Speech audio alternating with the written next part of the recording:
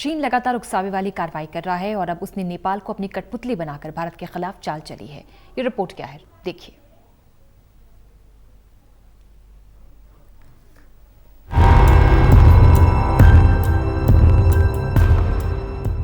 चीन और भारत के बीच पिछले लंबे समय से विवाद जारी है, जिसके चलते एलएसी पर लगातार तनाव की स्थिति बनी है और जिसका असर दोनों देशों के रिश्तों पर भी पड़ता दिख रहा है। एक तरफ भारत की तरफ से बातचीत के जरिए मामले को सुलझाने की कोशिश हो रही है, तो वहीं चीन हर दिन नई चाल चलकर भारत को परेशान कर रहा है।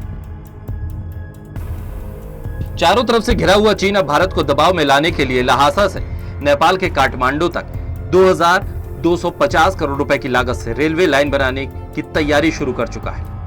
इस रेलवे लाइन को आगे भारत नेपाल सीमा के नजदीक मौजूद लुम्बिनी से भी जोड़ा जाएगा। दरअसल ये चीन की डेवलपमेंट वाली युद्ध नीति है।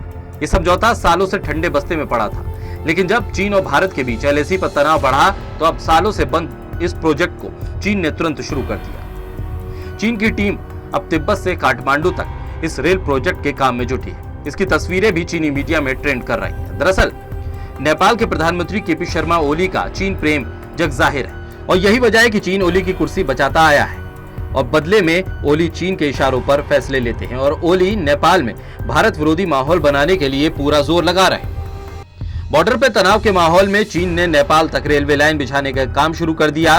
महज भारत को परेशान करने के लिए चीन ने लहासा को काठमांडू से जोड़ने के लिए एक दशक पुरानी रेल परियोजना पर काम शुरू किया। ये रेल लाइन तिब्बत के लहासा से शिगात्से होते हुए केरुंग पहुंचेगी और फिर रसवा गाधी होते हुए नेपाल में दाखिल होगी और काठमांडू तक जाएगी। लहासा से शिगात्से तक काम खत्म हो गया है, जबकि शिगात्से से केरुंग तक काम शुरू हो गया है। वहीं नेपाल वाले हिस्से में इस परियोजना पर चीन सर्वे का काम कर रहा है। इस रेल लाइन के लिए चीन 300 मिलियन अमेरिकी डॉलर यानी 2250 करोड़ रुपए खर्च करने जा रहा है। चीन को काठमांडू से जोड़ने वाली इस रेल रूट के लिए कई ब्रिज और सुरंग बनाई जाएगी। इस महत्वाकांक्षी परियोजना की डेडलाइन 2025 है।